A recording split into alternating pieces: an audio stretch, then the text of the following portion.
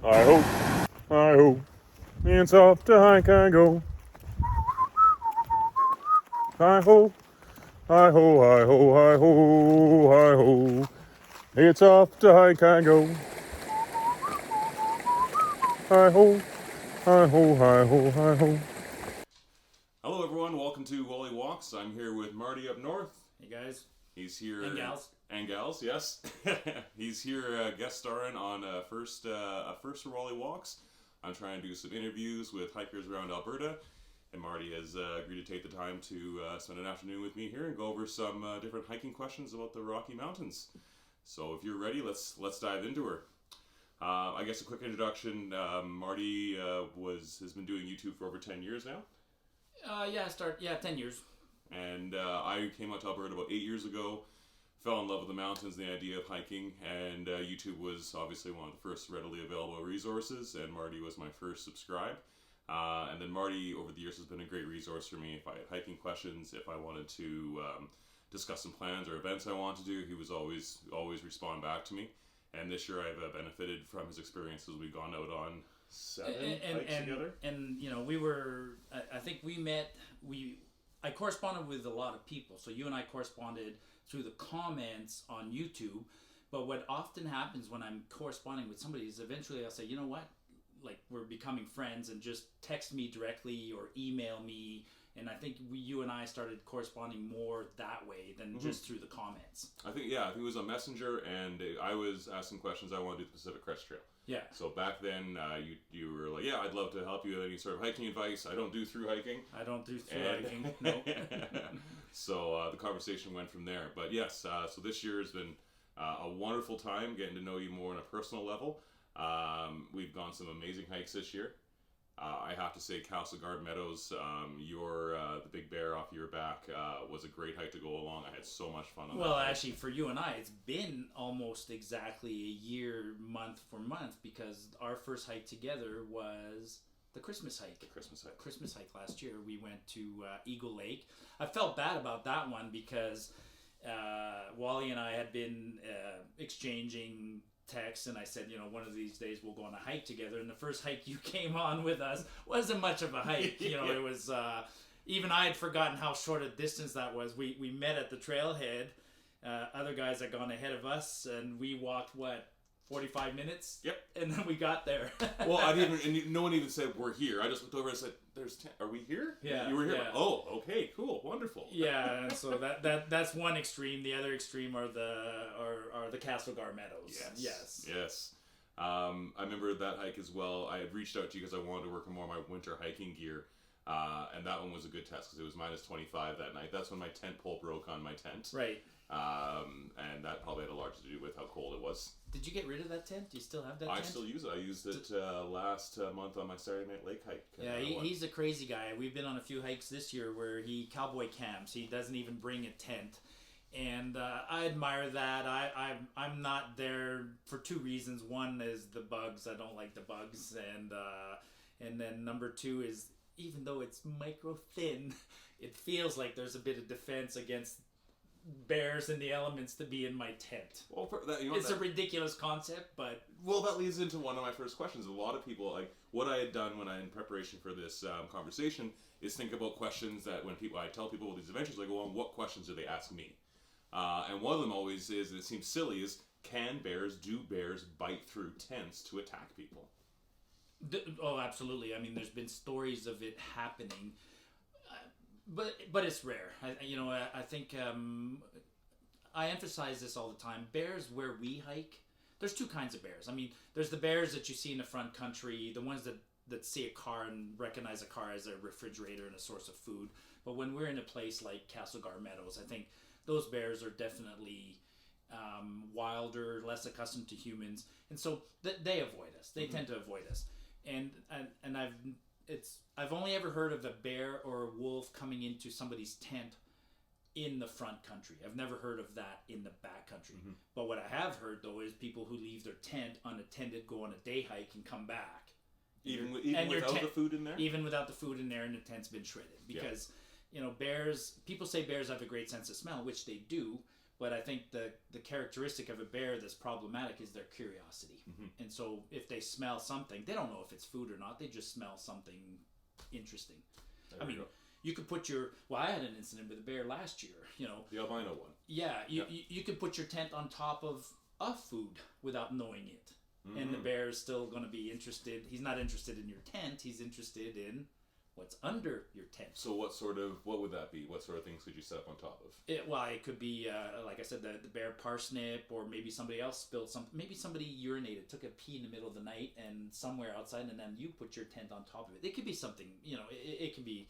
Bears are unpredictable. That's fair enough. Yeah. Yeah. No, the bears always seem to be the one that everyone's always concerned about. But mine is more as moose, and I don't know if I mentioned to you when I went to Jacques Lake 2 months ago. Yeah. We hiked in, and some people met us at the front of the trail. Some park people. And they're like, "There's lots of moose up in Jacques Lake right now. Like, they're overpopulated. Dog has to be on the leash." No problem. I had Ice with me. Had it on the leash the entire time. We saw 2 moose on our way in, and I saw 3 moose on the way out. Well, the one where it sort of got us is that we were in camp, and middle of the night, one of the people I'm hiking with were like, "Hey, I hear something." And I'm like, go to sleep. It's nothing. You hear things all the time. But then I heard it too, crunch, crunch, crunch. And I was like, okay, well, I'll get out and see what it is. And I got out, and there's this moose, and it was a full male, big, huge rack, 5 feet away from me in the middle of the night. Wow. And I just screamed at it a couple times and took off. But that was the scariest experience. And I have a similar story. So it's not been bears that have come to my tent. It's similar to you. I had a deer one time, and it scared me because there was a sniffing sounding noise. And when you're in a tent, everything outside the tent, let's face it, sounds bigger, right? Yeah. I mean, the squirrel sounds enormous. And something was sniffing, and when I just carefully unzipped, there was a snout right there, and it was a deer. And then the other one is I had a paw come underneath the awning of a tent, and it was the size of my hand, but it wasn't a bear. It's my nemesis, which was a porcupine. I've had more battles with porcupines than anything else. And that Fish Lake is the big one for that one, or was there another location where it really got you?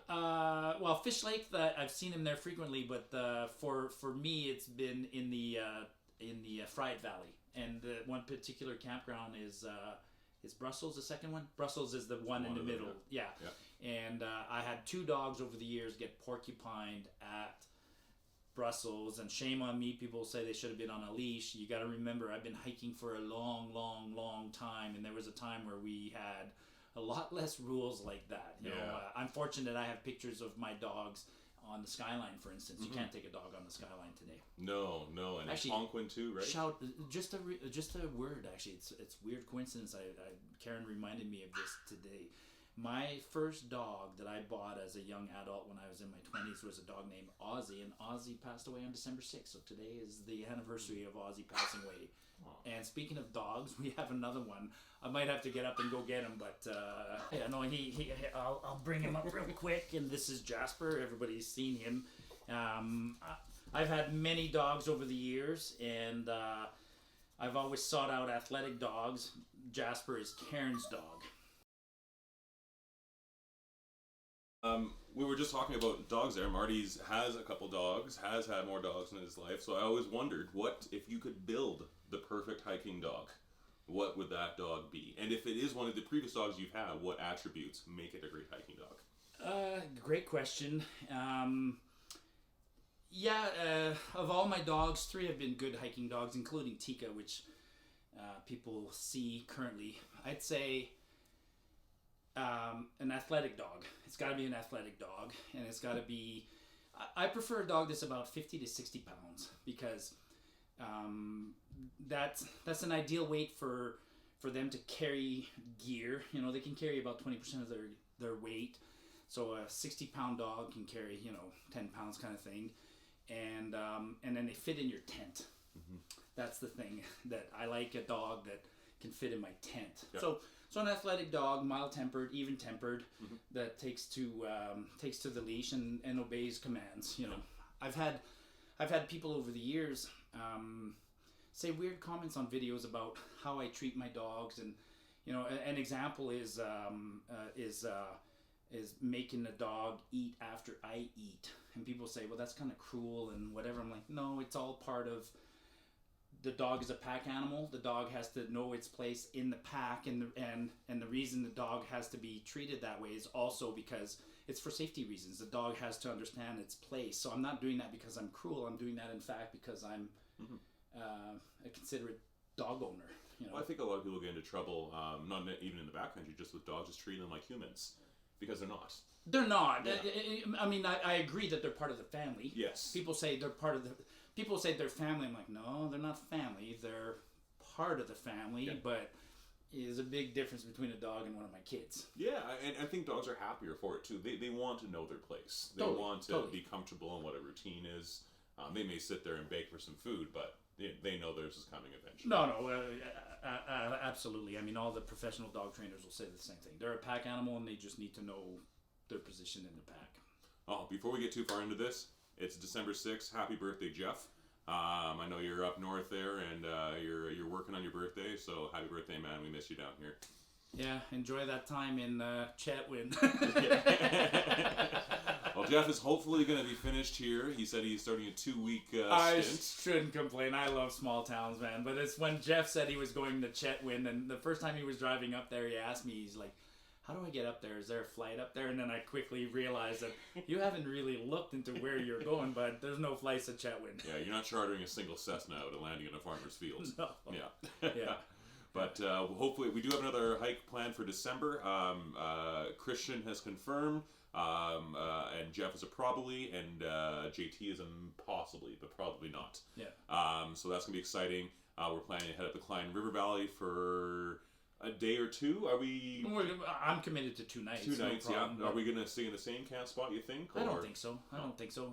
Well, it'll all depend on the weather. The problem with a 2-night trip, as many people probably realize, is if you're going in and out and you do 2 days, it's like 1 day, 2 day, and then you got to come back in 1 day. Mm-hmm. So that's the scenario we're facing. So if we're good on the day 1, we can go farther, yeah, and then come back. Yeah. Or vice versa, 1, 2, and then come back on day 3. Yeah. In those scenarios, they're always based on the weather and the conditions. You know, that's a key thing about hiking. We've all experienced that.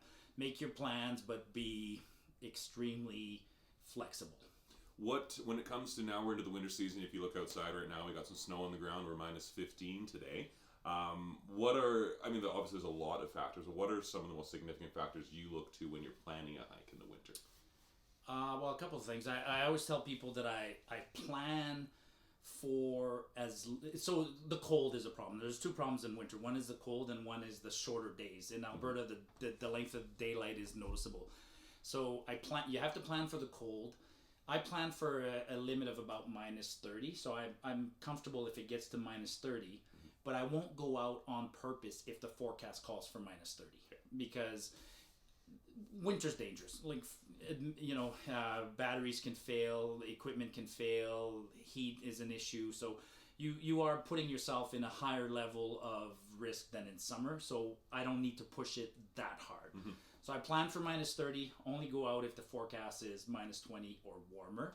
And then my second big consideration is almost what we just talked about, is the length of the days and how far you're going. And I have just a simple rule of thumb, which is I limit my kilometers to the number of hours of daylight. So on a day like a short day in December where we have 8 hours of daylight, I limit my maximum length for that day to 8 kilometers. Yeah.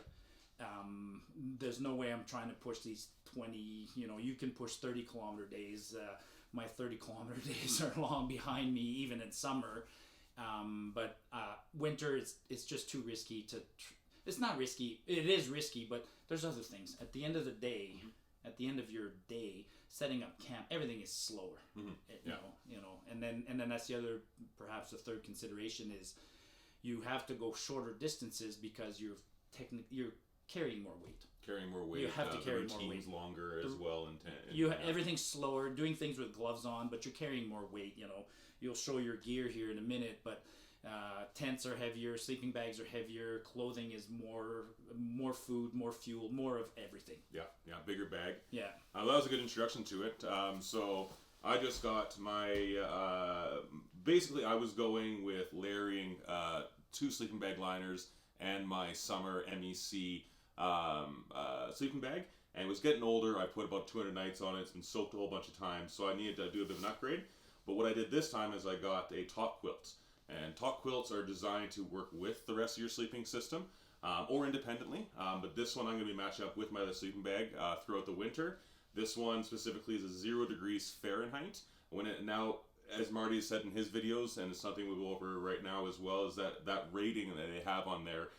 There's different levels, and there's survival, there's comfort, and am I missing one level? There's a survival rating and a comfort rating. And there's a lower comfort, they call it. A lower comfort. And so Outdoor Vitals, I know them very well, is typically a company that uses the 0 degrees Fahrenheit is their lower comfort rating. So you and I, as experienced backpackers, we understand what 0F means, and we're accustomed to cold. If you're not a frequent hiker, then you would have to go with their comfort rating, and their comfort rating is 10 degrees Fahrenheit higher than this. So for an inexperienced person, would only use this sleeping bag down to 10 Fahrenheit. Yeah, exactly. So you're looking and doing the translation to Celsius, 0 degrees Fahrenheit was minus 17 Celsius. So comfort will be somewhere around minus 9 or minus 8 or something like this. Yeah. But I said as well, I use this in conjunction with the rest of my sleeping system. It may be minus 20 at night, throw some wind chill in there. You want to be comfortable down to minus 25 or even minus 30. The system I have that I'm saying for this hike will be, I'm getting my Neo Air, which I've just repaired as well. So my Neo Air mattress, and underneath that is going to be my yoga mat. And then my MEC sleeping bag underneath, sort of what I'm going to use as the base underneath, and I'm going to pull this over top. And now if need be, I can even pull the MEC around me to tuck in even more. But the nice thing about hiking is you can't be flexible enough by bringing with the proper layers, insulating with the correct materials as well. But we could sit here all day talking about and just... I hope, it's off to hike I go. I hope,